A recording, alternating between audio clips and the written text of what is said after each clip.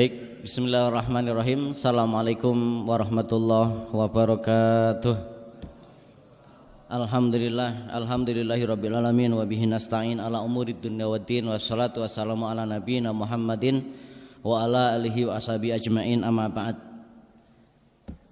Ikhwa fillah rahimani Allah yakum, jamaah kaum muslimin yang dirahmati Allah. Alhamdulillah, puji syukur kehadirat Allah Subhanahu wa taala. Pada kesempatan kali ini Allah Azza wa Jalla mempertemukan kita, dan insyaallah pada kesempatan kali ini kita akan berkisah tentang dakwah Nabiullah Nuh alaihi salam. Mudah-mudahan kisah ini bisa menjadi bekal dalam kehidupan kita, baik keberadaan kita sebagai kaum muslimin secara umum di akhir zaman, di tengah-tengah kerusakan umat, khususnya maraknya kemusyrikan yang terjadi secara umum, di tengah-tengah kemaksiatan yang ada, dan secara khusus setiap kita memiliki tugas. Selain kita beribadah kepada Allah Subhanahu wa taala, kita memiliki kewajiban untuk terus belajar dan beramal. Kita pun memiliki kewajiban untuk berdakwah. Paling tidak setiap kita yang melihat sebuah kemungkaran, kita wajib untuk merubahnya, baik dengan tangan kita, power kita, pengaruh kita, dengan lisan kita, ataupun hanya sekedar dengan hati, dengan kita mengutuknya, kita mengingkarinya, kita tidak meridhoinya, dan berdoa kepada Allah Subhanahu wa taala mudah-mudahan kemungkaran itu berubah ya menjadi sebuah kebaikan. Dan setiap kita juga memiliki kewajiban untuk senantiasa beramar ma'ruf nahi mungkar. Dan cerita atau kisah tentang Nabiullah Nuh alaihissalam ini adalah cerita yang penuh dengan inspirasi, penuh dengan motivasi bagi siapa saja yang menginginkan kebaikan untuk masyarakat yang ada di sekitarnya. Nabiullah Nuh alaihissalam, beliau adalah rasul pertama yang diangkat oleh Allah Subhanahu wa taala.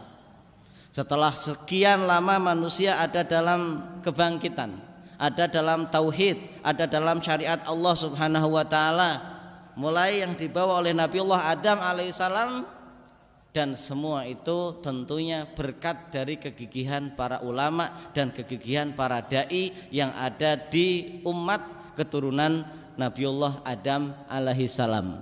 Jadi bukan kebetulan manusia selama 10 kurun, 10 abad atau 10 keturunan dari Nabiullah Adam alaihissalam hingga menjelang diutusnya Nabiullah Nuh alaihissalam ada dalam tauhid, ada dalam syariat Allah Subhanahu wa taala. Itu bukan kebetulan, tetapi karena kegigihan para ulama dan kegigihan para dai serta adanya amar ma'ruf nahi mungkar di antara mereka. Setelah berlalu Nabiullah Nuh alaihissalam, ya, rasul yang pertama yang diutus oleh Allah Subhanahu wa taala, sebagaimana yang terdapat dalam keterangan hadis tentang syafaat di saat manusia datang kepada Nabiullah Adam alaihissalam dan Nabiullah Adam alaihissalam tidak menyanggupinya. Kemudian beliau mereferensikan kepada Nabi Nuh alaihissalam dan mengatakan Nabiullah Nuh alaihissalam ini adalah rasul pertama. Maksudnya manusia yang datang kepada Nabiullah Nuh menyatakan beliau adalah rasul pertama. Nabi Nuh adalah rasul yang memiliki kefasihan dalam tutur kata yang tinggi. Beliau orang yang sangat fasih. Beliau cerdas, akalnya sehat ya. Kemudian kreatif.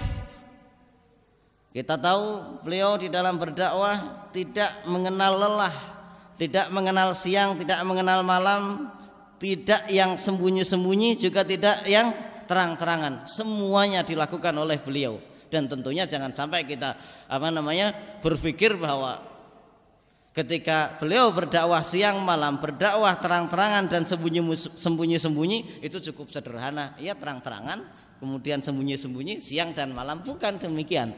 Selama 950 tahun berarti itu beliau sudah melakukan segala hal, daya dan upaya untuk melakukan dakwah ilallah ta'ala untuk masyarakatnya. Semua hal dilakukan. Kalau kita bisa melihat, kita berkaca pada masa kita saat ini dengan berbagai modernitas dan juga sarana dan prasarana dakwah yang ada. Beliau sudah lakukan, membuat kartu dakwah, membuat leaflet, membuat booklet, membuat flyer, membuat apa lagi, buku kecil, membuat radio, membuat macam-macam. Ya, semua sarana media sosial pun dilakukan. Ini kalau kita mengaca kepada kehidupan kita saat ini. Jadi bukan hanya sekedar karena kemudahan dakwah cukup dengan membuat status kita berharap semua orang berubah. Enggak bisa sedemikian mudahnya. Ya, di sana harus ada jamaiyah, di sana harus ada pertemuan offline, ada konsolidasi, ada koordinasi, ada macam-macam. Kita enggak hanya bisa mengundang mereka datang ke masjid, kemudian kita tunggu kalau datang kita adakan pengajian, kalau enggak ada ya sudah pengajian bubar. Enggak bisa seperti itu. Harus ada jemput bola. Kalau memang enggak mau hadir kecuali dikasih makanan, buat makanan. Kalau enggak mau hadir kecuali harus ada paket beras, kita buat paket beras. Ini sirran wa jahra, lailan wa naharo dilakukan. Beliau adalah seorang nabi dan rasul yang memiliki kreativitas yang sangat tinggi. Pemikirannya jauh ke depan, santun perilakunya. Beliau santun perilakunya, 950 tahun ejek, ditolak dakwahnya, beliau tetap tenang. Ya. Kemudian sangat sabar tatkala harus berdebat. Sampai musuhnya, sampai masyarakatnya yang menjadi lawan debat beliau menyerah. Pada akhirnya nanti di akhir cerita justru para matunya lah yang mengatakan kita sudah berdebat terlalu lama. Begini aja deh, kalau memang mau turunkan azab untuk kami. Ini saking sabarnya beliau. Beliau tidak mendahului untuk melakukan mubahalah kalau bahasa kitanya ya. Tapi musuhnya lah yang kemudian menyerah dan sudahlah, kita sudah berdebat terlalu lama. Begini saja, kalau memang kamu benar, timpakan azab untuk kami. Memiliki kemampuan argumentasi yang kuat. Karena beliau Nabiullah Nuh ini juga diturunkan kepada orang-orang yang sebenarnya tingkat intelektualitasnya, tingkat akademisnya tinggi. Cuman akalnya kurang sehat. IQ-nya 200 tapi sekolam. Ini Nabi Nuh. Sebenarnya intelektualitasnya tinggi. Mereka adalah orang-orang yang para pejabat, mereka juga orang-orang kaya secara sisi sosialnya, ya. Tapi seperti itu. Mereka tidak menggunakan akal sehatnya untuk berpikir. Beliau juga memiliki kekuatan meyakinkan pada lawan bicaranya. Fasih, komunikatif itu beliau. Sementara siapa masyarakat yang dihadapi oleh Nabi Nuh alaihissalam? Mereka adalah orang-orang yang tadi kita sudah katakan sebenarnya intelektualitas mereka tinggi, tetapi mereka adalah orang-orang yang dablek kalau bahasa Jawanya, ya, dablek, keras kepala. Diberikan argumentasi-argumentasi, dalil akli maupun nakli, menyampaikan bahwa aku adalah utusan Allah Subhanahu wa taala, tidak dipercaya. Utusan Allah kok manusia biasa. Kalau memang Allah berkehendak untuk menurunkan rasul, pasti Allah Subhanahu wa taala sudah menurunkan malaikat. Ya, utusan Allah kok pengikutnya orang-orang yang lemah akalnya. Ini harus dipahami bahwa bukan berarti yang mengikuti para nabi dan rasul mereka orang yang lemah akalnya, tetapi lawan-lawannya lah yang membuat hoax. Sebenarnya mereka lah orang-orang yang cerdas, tetapi lawan-lawannya inilah yang kemudian membuat hoax bahwa para pengikut nabi dan rasul itu adalah mereka yang memiliki akal yang pendek. Dasar akal bumi datar, kan yang ramai seperti itu sekarang. Ya, ini hoax-hoax yang memang dibuat oleh lawan-lawan dari agama Islam dari dulu sampai sekarang, ya seperti itu. Mereka katakan bahwa para pengikut para nabi, para rasul, mereka yang sampai tahun 2019 di milenium yang keberapa teh? Kedua, ya, masih juga mempercayai syariat Islam, mereka katakan terbelakang. Ini lagu lama ini. Justru sebenarnya argumen mereka itu adalah argumen kuno yang sudah digunakan oleh para penentang para nabi dan rasul. Mereka adalah orang-orang yang musyrik. Musyrik itu berarti ya musyrik, menyekutukan Allah Subhanahu wa taala. Dan kita nyebutnya ya musyrik begitu saja, nggak perlu non bertauhid, nggak perlu. Sebagaimana sebutan kafir, ya kafir, nggak perlu pakai sebutan non muslim. Nah, mereka para masyarakat yang dihadapi oleh Nabi Nuh alaihissalam itu adalah orang-orang musyrik.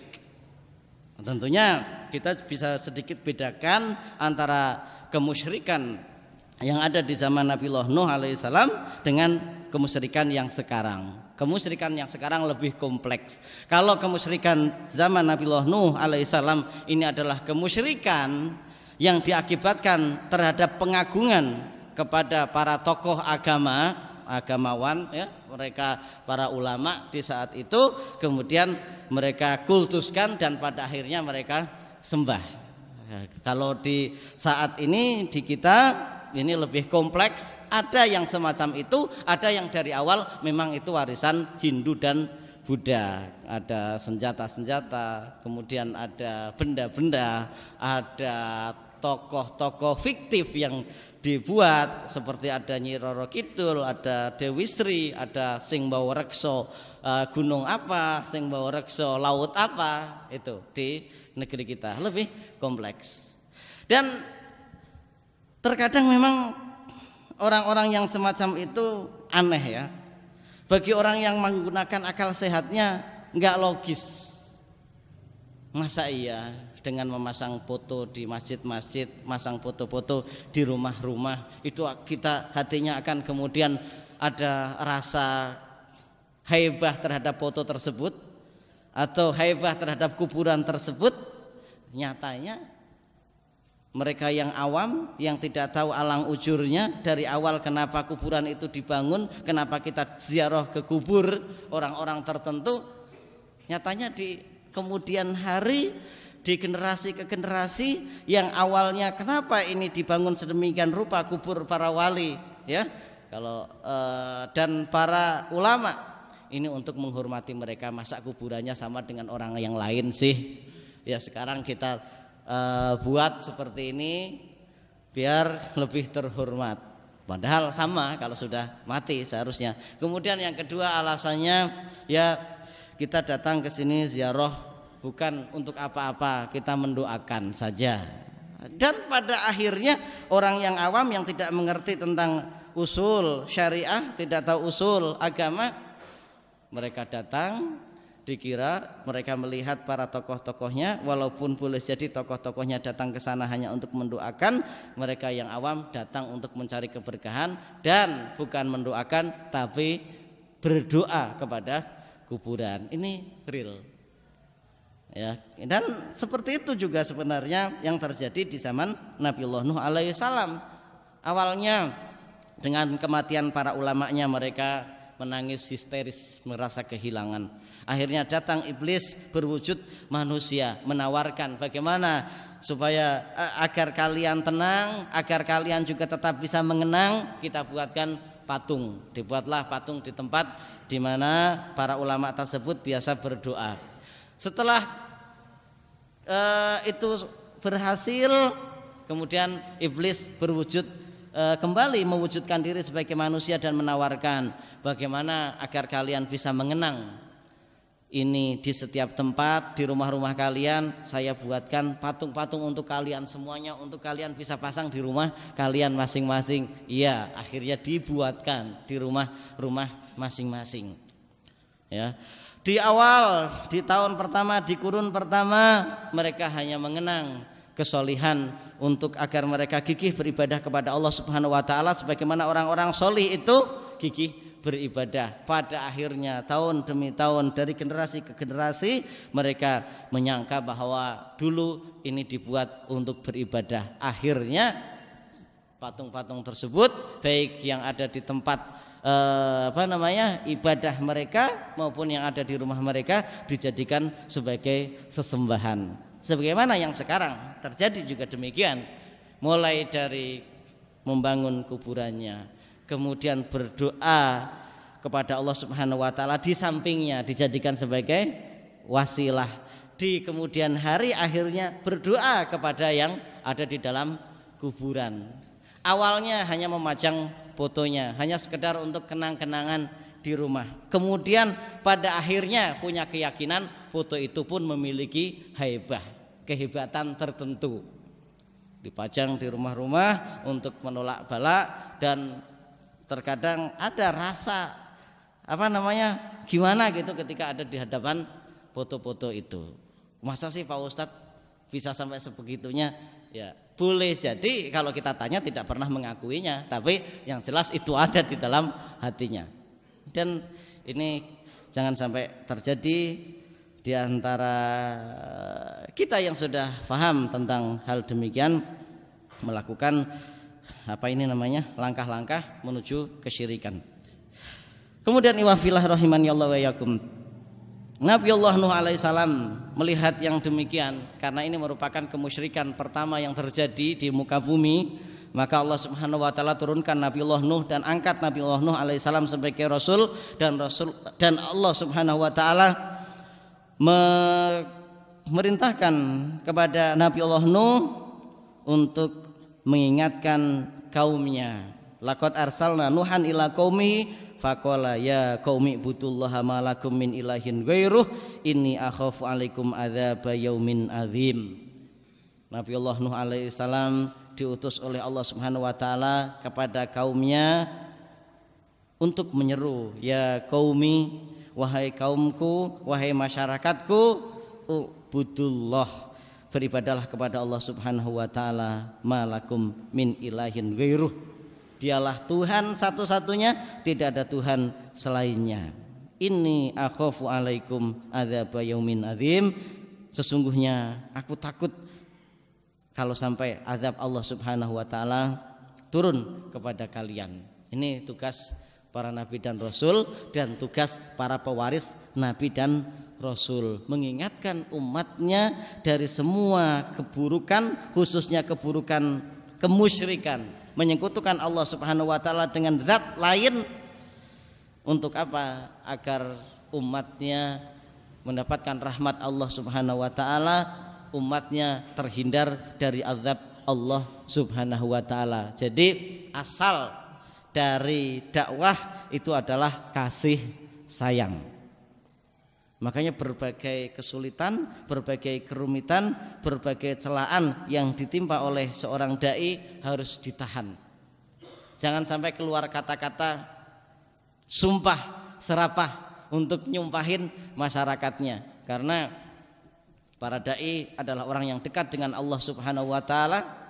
Apalagi kalau dai itu dizalimi oleh umatnya, ini lidahnya tajam, berdoa kepada Allah Subhanahu wa taala, la abarroh, akan Allah Subhanahu wa taala kabulkan. Kalau kita nyumpahin umat kita, masyarakat kita dengan sumpah yang jelek, khawatir Allah Subhanahu wa taala mengijabah kemudian mengazab mereka. Padahal tujuan kita merangkul mereka agar mereka mendapatkan rahmat Allah Subhanahu wa taala, terhindar dari azab Allah Subhanahu wa taala. Bersabar harus didahulukan, ya, bukan kemarahan. Tapi Pak Ustadz ngeselin, ya memang kayak begitu. Para nabi dan rasul pun demikian. Tapi kan kita bukan para nabi dan rasul, ya paling tidak kita mengikuti jejak mereka, gitu ya. Kemudian iwafillah rahimani Allah yakum, alih-alih mereka menerima dakwah Nabi Allah Nuh alaihissalam, justru yang mereka lakukan, mereka menuduh Nabi Nuh alaihissalam sebagai orang yang sesat. Allah Subhanahu wa taala firmankan, qalal mala'u min qaumihi inna lanaraka fi dhulalim mubin. Perasaan lama-lama saya ngelihat kamu wahai Nuh, kata para pembesar kaumnya, ini kamu ini orang sesat, ya, orang bodoh, orang sesat, sehingga apa yang harus kita ikuti darimu, nih, ya, yang diterima oleh nabi dan rasul, khususnya Nabi Nuh alaihis salam. Dan demikian pula ketika orang yang mengikuti jejak para nabi dan rasul pun akan mendapatkan hal yang sama. Ya. Qala ya qaumi laisa fi dhalalatun walakinni rasulun mir rabbil alamin. Perlu kalian ketahui bahwa aku bukan orang sesat, tapi aku adalah rasul utusan Allah Subhanahu wa taala Rabbul alamin. Uballighukum risalati rabbi wa ansaulakum wa alamu minallahi ma la ta'lamun. Aku mendapatkan tugas untuk menyampaikan risalah tauhid kepada kalian. Ya. Dan satu hal yang perlu kalian ketahui, aku mengetahui apa yang diturunkan oleh Allah Subhanahu wa taala, apa-apa yang kalian tidak ketahui, nabi dan rasul. Inilah perbedaan antara dai, perbedaan antara alim dengan orang awam. Banyak hal yang tidak diketahui oleh orang awam yang terkadang menjadikan orang awam itu, masyarakat umum itu kemudian mencemooh dan mencela para dai dan para ustadznya. Pak Ustadz kalau riba nggak boleh, terus kami makan apa? Pak Ustadz kalau kita sudah seharian, 2 harian, 10 hari, sebulan, 2 bulan, semua orang kita sudah berusaha untuk kita pinjemin duit dan nggak bisa juga, masa iya kita nggak boleh pinjem bank? Padahal saya pengen modal usaha Pak Ustadz. Ya, ini ya nggak boleh, dibilangin nggak boleh. Ustadz tahu apa sih? Apa yang diketahui? Dan macam-macam, ya. Ini itu hal yang biasa. Tentang masalah kesyirikan pun demikian, tentang masalah kebid'ahan pun demikian, tentang masalah kemaksiatan yang lain pun demikian. Seolah-olah para dai, para ulama itu nggak paham tentang apa yang terjadi di masyarakat, nggak nyambung katanya. Zaman kayak begini masih pakai ayat dan hadis. Nah, ini terulang kembali di setiap zaman, para penyeru kepada Allah Subhanahu wa taala akan mendapatkan perlakuan yang sama. Tapi wafilah rahimanallahu, dengan celaan, dengan cemoohan, dengan penolakan kaumnya, Nabiullah Nuh alaihissalam tidak tinggal diam. Satu cara gagal beliau alaihissalam tetap terus berpikir dan mencari akal. Satu cara membuat beliau jatuh dalam dakwah, tapi kemudian beliau tidak mengeluh, tapi beliau kemudian terus menerus mencari cara bagaimana umatnya bisa menerima dakwahnya. Kemudian Allah Subhanahu wa taala ceritakan ini, bagaimana kegigihan beliau. Qala rabbi inni da'autu qaumi lailan wa nahara. Ya Allah, aku telah mendakwahi kaumku lailan wa nahara, siang dan malam. Falam yazidhum du'ai illa firara. Tapi mereka malah lari dariku. Wa inni kullama da'autuhum litaghfir lahum ja'alu asabi'ahum fi adhanihim. Ketika aku berdakwah, mereka justru menutup telinga mereka dengan jari-jari mereka. Wastaghshaw thiyabahum wa asarru wastakbaru istikbara. Mereka menutup telinga mereka, menutup muka mereka dari dakwahku. Ini wasar wastakbaru istikbaro, mereka sombong. Mereka mengatakan diri sebagai kaum intelektual, enggak pantas kalau ngumpul dengan kaum Nabi Nuh alaihissalam, mereka yang rendahan. Mereka katakan seperti itu. Bahkan mereka mengatakan kami siap menjadi kaummu, tapi tinggalkan kaummu. Orang-orang gembel begitu. Masa iya Rasul gak bisa membedakan mana kaya, mana miskin, mana memiliki intelektual tinggi dengan intelektual rendah? Jangan disatukan dong. Mereka seperti itu. Dan ini pun pernah dialami oleh Rasulullah Shallallahu Alaihi Wasallam ketika mendapati para sahabat yang miskin, mereka para budak, orang-orang yang bukan pejabat. Kafir Quraisy datang kepada Rasulullah Shallallahu Alaihi Wasallam meminta beliau untuk mengusir para sahabatnya yang sudah beriman. Rasulullah tolak. Allah Subhanahu Wa Taala langsung menurunkan wahyu untuk menegur Rasulullah Shallallahu Alaihi Wasallam. Kalau sampai engkau mengusir mereka, berarti engkau adalah orang-orang zalim. Mereka tidak bertanggung jawab atas perbuatanmu, dan kamu juga tidak bertanggung jawab atas perbuatan mereka. Pun demikian, Nabiullah Nuh alaihissalam memberikan pembelaan kepada umatnya. Mereka lebih utama daripada kalian. Mereka sudah menerima dakwahku dan mereka akan bertemu dengan Rabbnya. Maksudnya masuk surga Allah Subhanahu Wa Taala, mendapatkan rahmatnya dan terhindar dari azabnya. Sementara kalian adalah orang-orang bodoh. Memang kelihatannya pinter, tapi kalian bodoh. Kemudian juga tidak hanya itu, Nabiullah Nuh alaihi salam tidak berhenti ya. Beliau juga menyampaikan tentang hujjah-hujjah alamiah. Nabiullah Nuh alaihi salam mengajak kaumnya berpikir dengan akal yang sehat. Kita bisa lihat di dalam surat Nuh ayat 14 sampai 20, waqad khalaqakum atwaro. Padahal dia sesungguhnya telah menciptakan kamu dalam beberapa tingkatan kejadian. Alam taro kaifa khalaqallahu sab'a samawatin tibaqa. Tidakkah kalian memperhatikan bagaimana Allah telah menciptakan 7 langit yang bertingkat-tingkat? Wa ja'alal qamara fihinna nura wa ja'ala syamsa siraja. Dan Allah menciptakan padanya bulan sebagai cahaya dan menjadikan matahari sebagai pelita. Wallahu ambatakum minal ardi nabata. Allah Subhanahu wa taala pun yang telah menumbuhkan tumbuhan tanaman di bumi. Tsumma yu'idukum fiha wa yukhrijukum ikhraja. Kemudian Dia mengembalikan kalian ke dalam tanah dan mengeluarkan kalian daripadanya pada hari kiamat dengan sebenar-benarnya. Wallahu ja'ala lakumul ardo bisato. Dan Allah menjadikan bumi untukku, untuk kalian ya, sebagai hamparan litas luku minha subulan fijaja, supaya kalian menjali jalan-jalan yang lurus di bumi itu. Jadi semua cara dilakukan sampai debat argumentasi yang logis beliau pun lakukan. Ini beliau tidak pernah mengenal lelah. Tapi sayang, orang-orang yang telah ditutup mata hatinya oleh Allah Subhanahu wa taala, mereka tidak menerima dakwah beliau, bahkan mereka terus-terusan mengejek, mencemooh dan menghina Nabi Nuh alaihissalam dan pengikutnya. Hal ini diceritakan oleh Allah Subhanahu wa taala dalam surat Al-A'raf ayat 27 sampai 28 yang tadi, waqalal malaul ladzina kafaru min qaumihi ma naraka illa basyaron mithlana.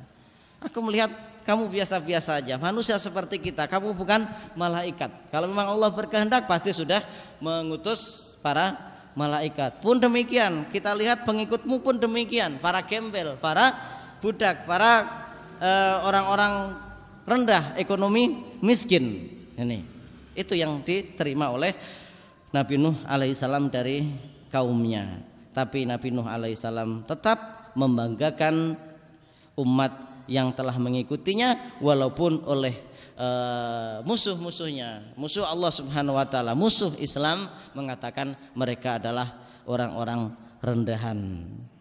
Dan pada akhirnya setelah Nabi Nuh alaihissalam 950 tahun membersamai mereka, berbagai cara sudah ditempuh oleh Nabi Nuh alaihissalam, mulai dari cara yang terang-terangan, sembunyi-sembunyi, yang bareng-bareng mengadakan tablik akbar, mengadakan ngumpulin orang banyak lah ya, dengan orasi maupun dengan berbisik, sudah siang malam dilakukan oleh beliau. Perdebatan demi perdebatan dilakukan.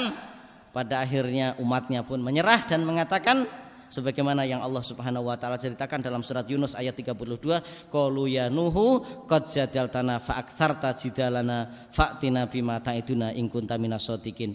Wahai Nuh, sesungguhnya kamu telah berbantah dengan kami. Kita sudah berdebat lama dan kamu sudah memperpanjang bantahanmu terhadap kami. Kamu sudah banyak memberikan argumen kepada kami. Maka sekarang kita putuskan, datangkan kepada kami azab yang engkau telah ancamkan kepada kami, kalau memang engkau adalah orang yang benar. Kalau memang kamu benar-benar nabi, kamu benar-benar rasul, sok silakan datangkan ancamanmu yang konon katanya kamu takut kalau sampai kami terkena azab yang besar. Maka mendengar jawaban itu Nabiullah Nuh alaihissalam tersentak dan beliau menjawab sebagaimana firman Allah Subhanahu wa taala dalam surat Yunus ayat 33 sampai 34, qala innama ya'tikum bihillahu insya'a wa ma antum bimu'jizin wa la yanfa'ukum nusi in aradtu an as'alakum in kana Allahu yuridu ayyufiyakum huwa rabbukum wa ilaihi turja'un. Aku manusia biasa seperti kalian. Memang aku adalah nabi dan rasul, tapi aku pun hanya manusia biasa seperti kalian. Saya tidak bisa menurunkan azab. Semua itu adalah kehendak Allah Subhanahu wa taala. Kalau memang Allah berkehendak, Allah akan turunkan sekarang juga. Kalau Allah berkehendak, Allah akan memberikan tenggang waktu supaya kalian bertaubat, atau Allah Subhanahu wa taala akan menurunkan azab yang lebih pedih karena kekufuran, kemusyrikan kalian.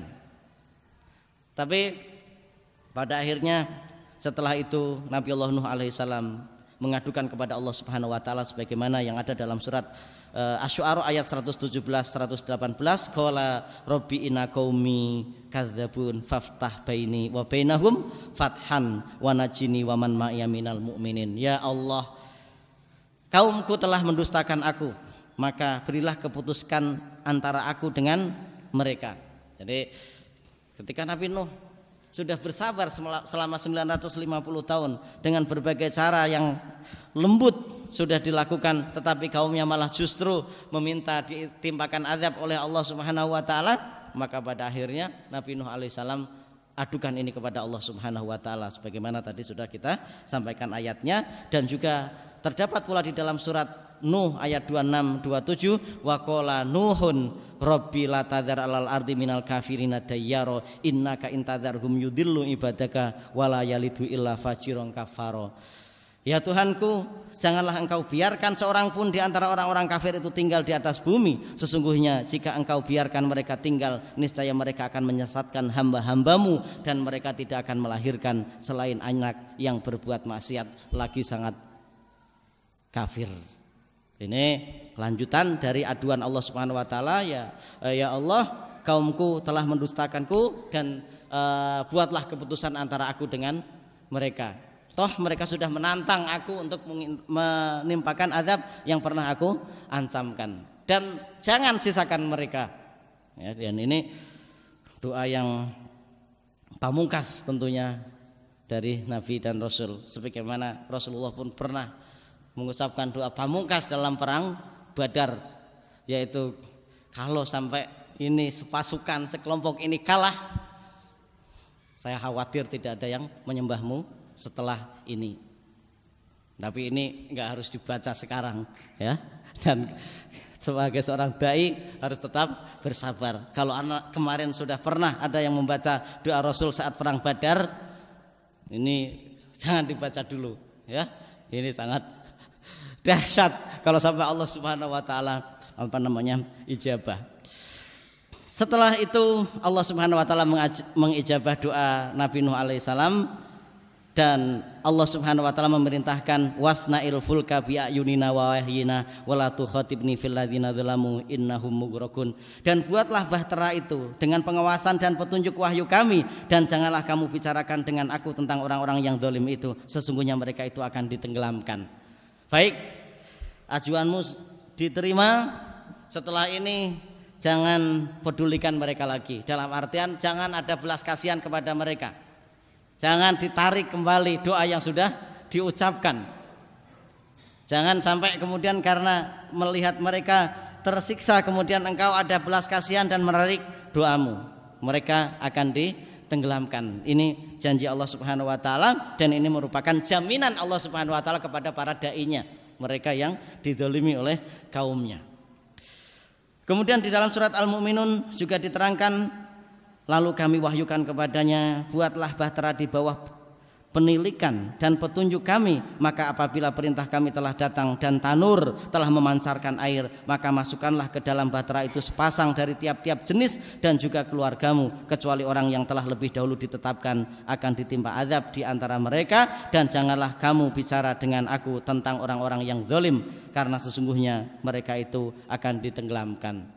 Diijabah doanya oleh Allah Subhanahu wa taala. Sebagai jawaban adalah Allah Subhanahu wa taala perintahkan Nabi Nuh alaihissalam untuk membuat perahu. Kenapa? Karena umatnya akan ditenggelamkan semuanya. Jarak antara doa ini, satu riwayat dikatakan 40 tahun, karena sebelum banjir bandang terjadi, bahkan sebelum perahu itu dibuat oleh Nabi Nuh sudah diperintahkan terlebih dahulu untuk menanam pohon-pohon sebagai bahan baku perahu, antara 40 sampai 100 tahun. Satu riwayat mengatakan 40, satu riwayat mengatakan 100 tahun. Dan ini juga doa. Jawabannya terkadang enggak kontan, enggak cash ya. Jadi tetaplah berdoa kepada Allah Subhanahu wa taala. Allah Subhanahu wa taala pasti ijabah, entah di dunia ataupun di akhirat, entah sekaligus atau ditunda ya. dalam bentuk apa yang kita inginkan atau menghindarkan kita dari keburukan yang kita tidak inginkan. Kemudian setelah kapal itu jadi, dalam riwayat 40 sampai 100 tahun tadi, naiklah semua pengikut Nabi Nuh alaihissalam beserta binatang-binatang sepasang-sepasang. Wakul Robiat hilni mudkhala sidkin wa harizni mukhraja sidkin waj'al li min ladunka sultanan nasiro. Naik mereka dengan berdoa mengucapkan, ya Tuhanku, masukkanlah aku secara masuk yang benar dan keluarkanlah pula aku secara keluar yang benar, dan berikanlah kepadaku dari sisi Engkau kekuasaan yang menolong. Masuklah mereka semuanya. Setelah masuk maka banjir bandang terjadi. Fada'a rabbahu anni maghlubun fantasir fafatahna abwaabas samaa'i bima'in munhamir wa fajjarnal ardo uyunan faltaqal ma'u ala amrin qad qudir wa hamalnahu ala dzati alwahin wa dusur. Setelah semuanya sudah siap, perahu sudah siap, semuanya sudah naik, terjadilah hujan sangat lebat. Bukan hanya hujan, tapi semua yang ada di muka bumi ini pun mengeluarkan air. Semua menjadi sumber air sampai tanur, yang dikatakan salah satu tafsirannya dia adalah tungku atau panci perabotan rumah tangga pun ikut mengeluarkan air, sehingga air ketemu dari atas, dari langit dan dari bumi dan dari setiap sudut yang Allah Subhanahu wa taala kehendaki dan menenggelamkan bumi. Satu riwayat dikatakan bumi ini tenggelam sampai gunung yang tertinggi sekalipun ini berapa? 7 hasta sampai 80 hasta dari permukaan gunung yang tinggi. Kalau 80 hasta berarti 40 meter dari Himalaya. Kalau yang dikatakan gunung tertinggi di dunia ini adalah Himalaya, berarti di situ semua bumi tertutup, nggak ada yang tersisa. Jadi nggak ada kata-kata dalam artian oh itu cuman kaum Nuh saja, kaum yang lain masih enggak, semuanya tertutup.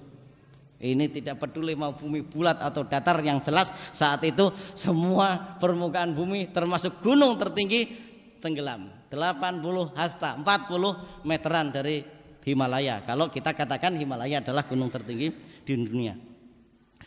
Semuanya tenggelam, tidak tersisa. Mereka yang kafir tidak tersisa. Sehingga kalaupun ada riwayat ada yang tersisa karena mereka ngikut, itu bertentangan dengan ayat-ayat Allah Subhanahu wa taala dalam Al-Qur'an. Bahkan bukan hanya orang lain yang tidak ada nasab dengan Nabiullah Nuh, putranya sendiri Kan'an pun pada akhirnya tenggelam setelah ditawarkan pada detik-detik terakhir oleh Nabi Nuh untuk ikut perahu Nabi Nuh, tapi dia menolaknya. Bukan hanya putranya, istrinya pun ikut tenggelam karena kekafirannya. Hal ini bisa kita lihat di dalam surat yang lain.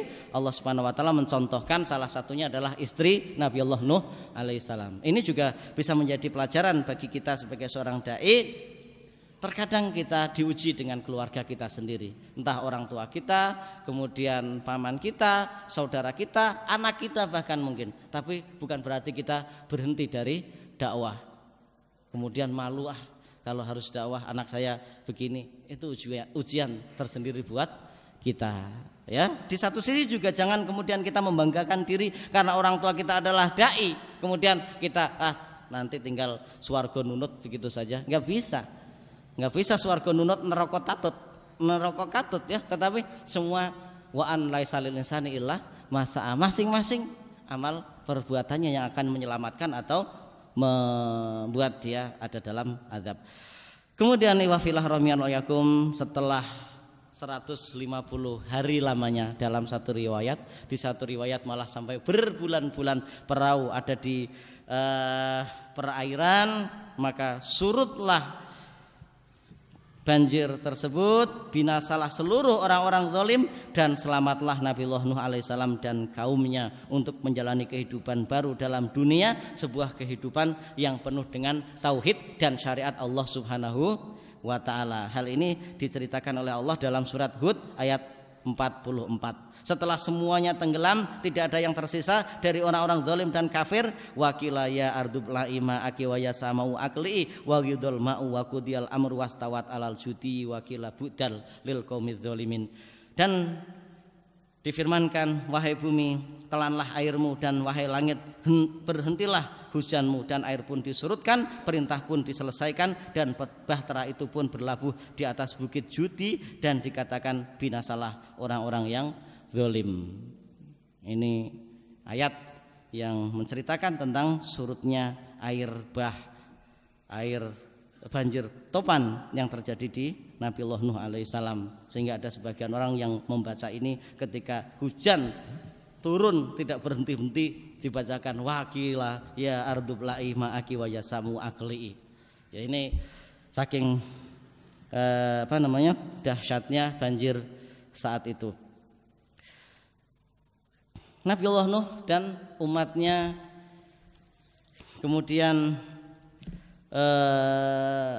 membuka kehidupan baru. Tadi kita katakan bahwa ada dalam tauhid dan ada dalam syariat Allah Subhanahu wa taala sampai waktu yang ditentukan oleh Allah Subhanahu wa taala.